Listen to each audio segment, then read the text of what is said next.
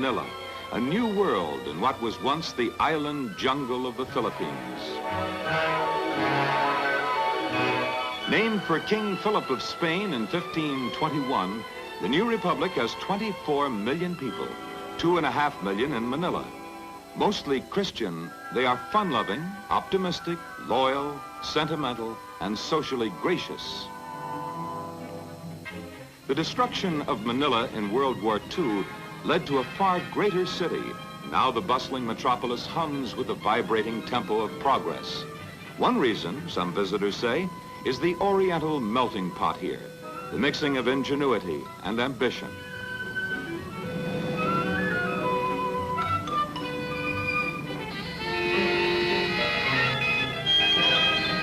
There's an example of real enterprise. Filipinos with aspirations to get somewhere turned their war surplus jeeps into what they call jeepneys, so everybody can get somewhere.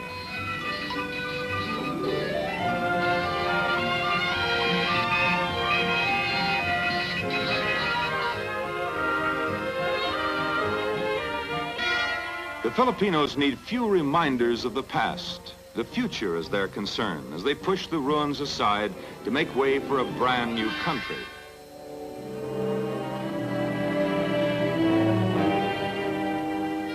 You're not here long before you believe in the miracle of Manila, for it was almost completely leveled by war. Today, it is a show window of democracy, for freedom is a hallowed tradition among the leaders of the Philippines.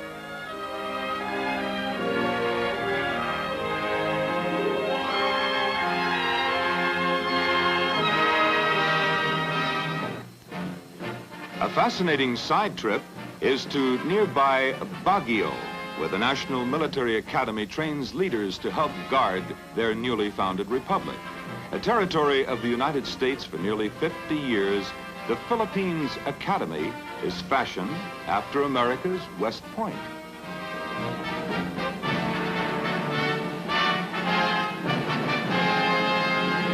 Another excursion off the beaten path is a visit to Zamboanga, an old town of Muslim influence where a 17th century Spanish outpost was occupied by the Americans in 1899. Mohammedanism, which was brought here by Arab missionaries in the 14th century, is still predominant, all of which produces a rare setting for a traveler from the New World.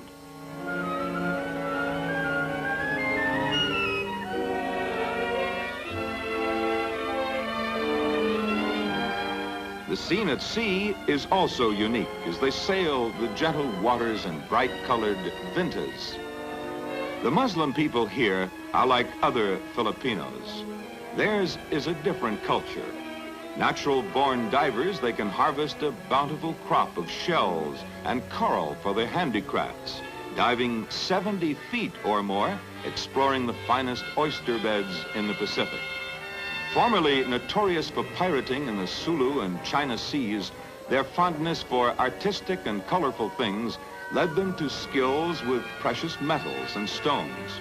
Once one of the most warlike people in the world, they never came to terms with any of the occupying nations.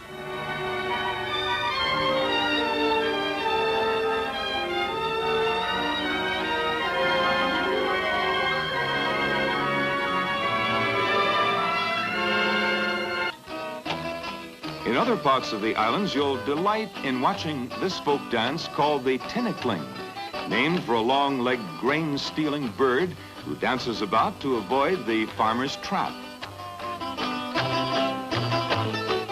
It's a combination dance and sport to keep your toes from getting smacked by the clacking bamboo poles.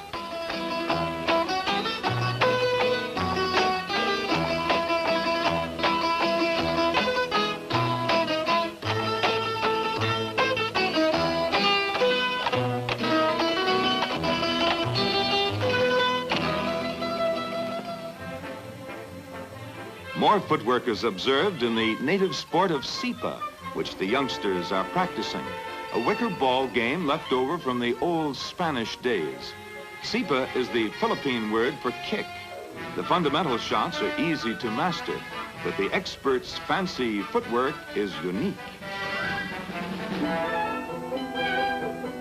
Scoring is up to 21, like volleyball or ping pong, but that's the last resemblance to any other sport.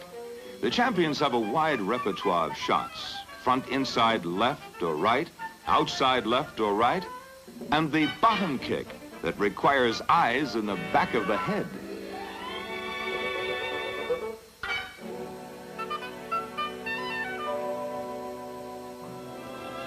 Little Tortoy and his faithful friend the Carabao stray from the rice paddies at midday for lunch together, offering camera clickers an opportunity to match the pictures in their old geography books.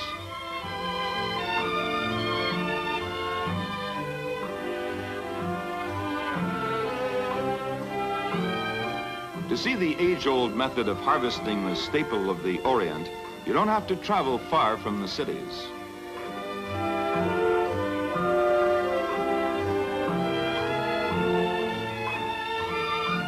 This is the technique for threshing the grains from the stalks. In winnowing rice, the wind separates the hulls from the kernels. The kernels fall down and the hulls fly off in the air. Further separating is achieved with a strainer. These picturesque terraces on the uplands of the islands took generations to build, and rice is still the chief crop.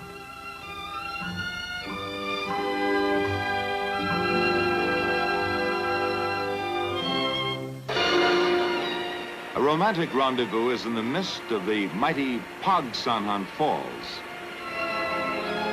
Above the falls, more peaceful pleasures.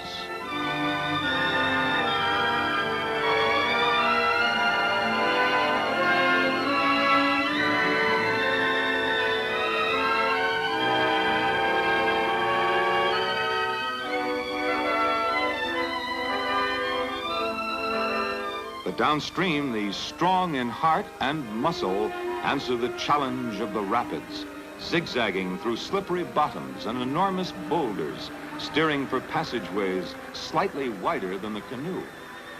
When you don't find the local guides battling the treacherous river, you'll spot them in quieter waters landing fish.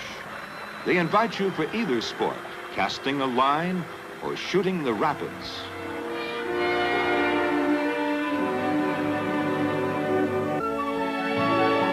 Typifying the country's progress are the modern hotels. The appearance is Western, but there is a blending with the East.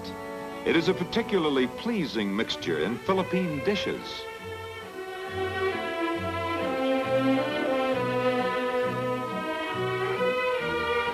A familiar order might be adobo, a combination of chicken, pork and beef and a heavy touch of garlic. Or sinigang, stewed lake fish of rare flavor. Or meat with vegetables served with local rice and traditional hospitality.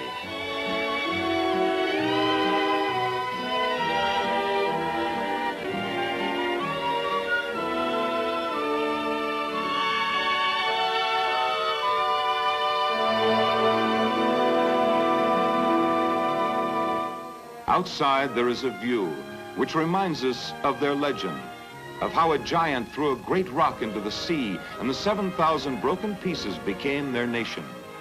Golden islands in the blue Pacific.